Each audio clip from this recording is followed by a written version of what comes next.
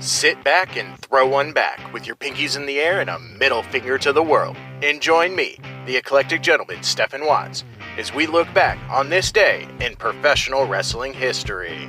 But before we do, put that drink down, like, share, and subscribe, and give us a big old thumbs up.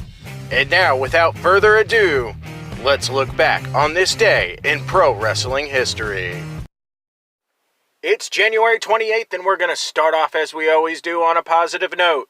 These are your pro wrestling birthdays.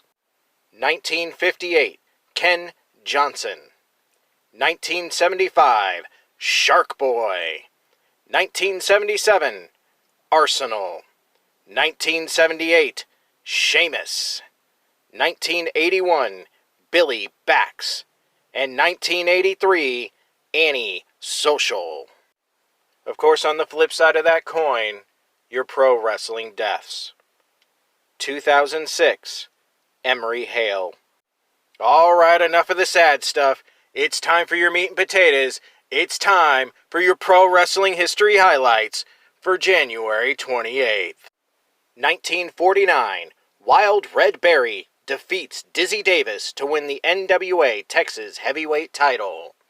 I really just wanted to say those names. 1986. At a WWF television taping, Roddy Piper announced that his bodyguard, Cowboy Bob Orton, had been forced to remove his arm cast, which he had been wearing well over a year.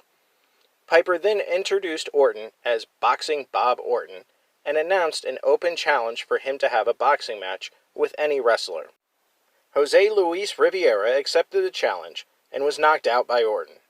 Later in the taping, in another edition of Piper's Pit, Hulk Hogan appeared and signed Mr. T to the open contract to face Orton in a boxing match.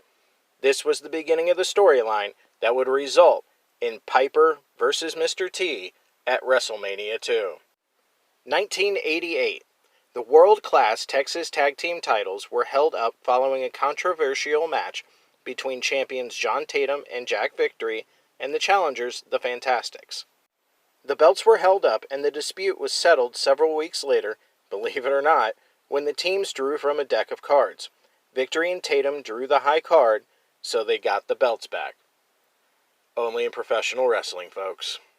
1995, Jerry Lawler defeats Tony Anthony in Knoxville, Tennessee to win the Smoky Mountain Wrestling Heavyweight title.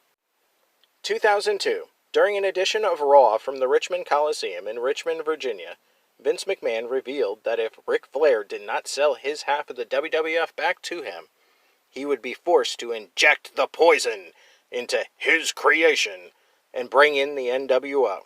This set the stage for the first appearances of Kevin Nash and Scott Hall since 1995, and Hogan's first since June of 1993.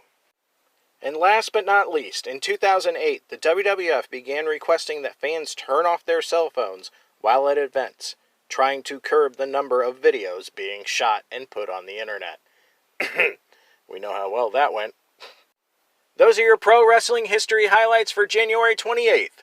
I'm the eclectic gentleman Stephen Watts, and we'll see you tomorrow.